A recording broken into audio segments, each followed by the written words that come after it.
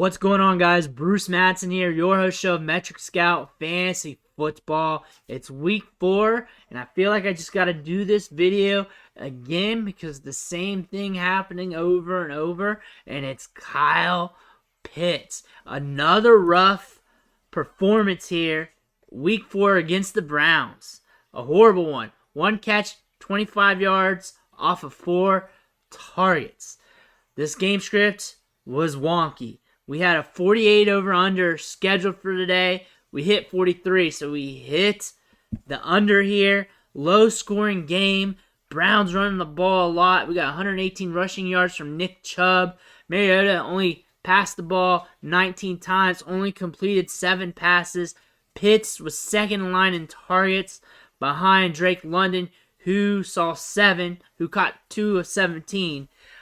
I am not in love with this up and down nature with Kyle Pitts right now. The people who drafted him was not expecting this. They were expecting top tier wide receiver numbers. Instead, right now, currently, we are getting just okay to not so good tight end numbers, which isn't that great. Workload wise though, 23.7% target share going into this week.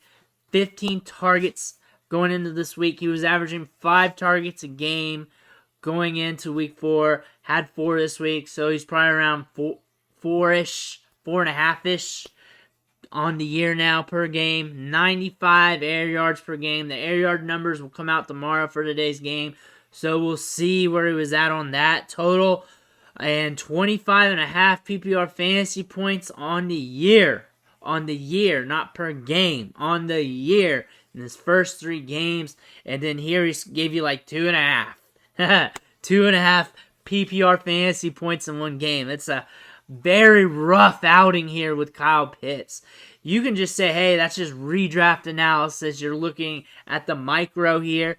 Well, you have to, because a lot of people were drafting him in the top of the 3rd round. Middle of the 2nd round. A lot of people were pulling the trigger on that. I tried drafting a lot of Kyle Pitts. I wanted a lot of Kyle Pitts. I couldn't get my hands on him in a lot of leagues because people were drafting him so high. It's not like I was trying to fade him. I was trying to draft him. I was just, I guess, reasonable at the moment, but I just couldn't get him on a lot of my teams. I can't get him on my dynasty teams. He's hard asset to get. The assets I do have of him on my teams, I'm keeping. There's no way I'm moving on from them because you got to work like hell to get this guy in fantasy. If you want to buy low on him, this might be the chance in all formats. I think dynasty, it just ain't going to happen really because people love them some Kyle Pitts. I think redraft, I think you just give them a couple chips and maybe some quarters or something. You're going to get Kyle Pitts coming back at you.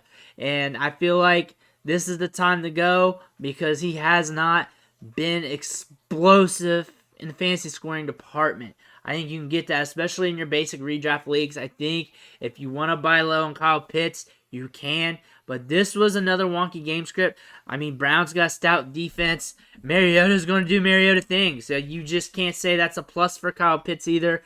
19 pass attempts. Only completed 7. Also has a pick in there.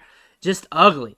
139 yards completed. So only 139 yards to go around on 1, 2, 3, 4, 5, 6, 7, 8 different pass catchers that saw targets today. And that's just not going to work for anybody. That's not going to work for anybody. This is a horrible situation. He's getting DJ Moore right now. But we could turn things around. And when I see him turning things around, it may not be what you guys wanted when you draft him. I feel like there will be just some spike weeks, and there'll be weeks like today. There'll be weeks where he's a top 3, top 1 tight end, and then there'll be weeks like today because Mariota sucks. Arthur Smith, people hate on him. I get it. It sucks right now. But Mariota, man, 19 passes, completing 7 of them. You got to put some blame on that. Arthur Smith, though, same deal. But Kyle Pitts got to do something, too. This is just a real situation here. 43 total points scored in this game. Low-scoring football game, so you shouldn't expect much points being spread around from the skilled players here. Nick Chubb had himself a game.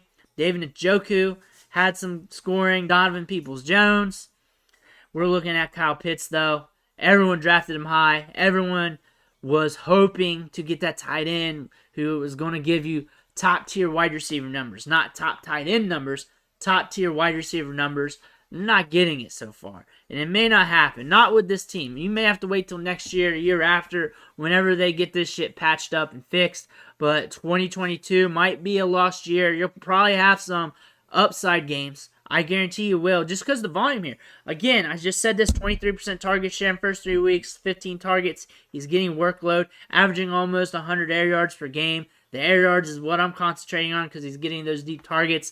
Connecting on 1 or 2 of those in a game means that you have the potential to score big. So in optimal matchups, Kyle Pitts is going to be nasty. In games like this, against teams like the Browns, you're going to get a lot of duds. And that's just how it's going to be here for 2022. If you have him on your team, you're not really going to be able to sell him for much in redraft. You might as well just hold on, enjoy the ride, maybe stream another tight end if you're burning a hole in your roster or whatever.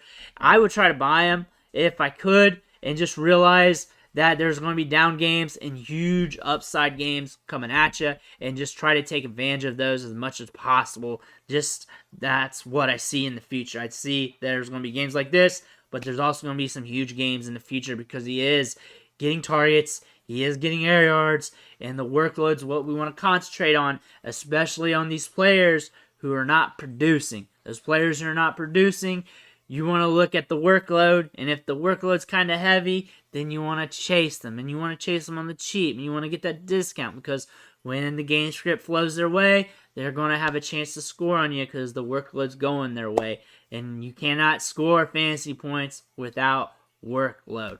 Let me know in the comments what you think about Kyle Pitts right now. We're only 4 weeks into the season. However, the season for fantasy is a sprint. You can't dig yourself too big a hole, or you might not get out of it. But let me know. I want to know. Let me know in the comments. Make sure you smash that like button on the way out. And if you haven't already, hit that subscribe button. I'm dropping fantasy football content left and right every day. 3, 4, 5 videos a day. I'm starting to drop more shorts now. Some of these are TikToks that I've been playing with over at TikTok. Some of them blow up, and I'm like, let's see what the algorithm does here on YouTube. Interesting when you see the numbers. If it blows up on TikTok, it does not on YouTube.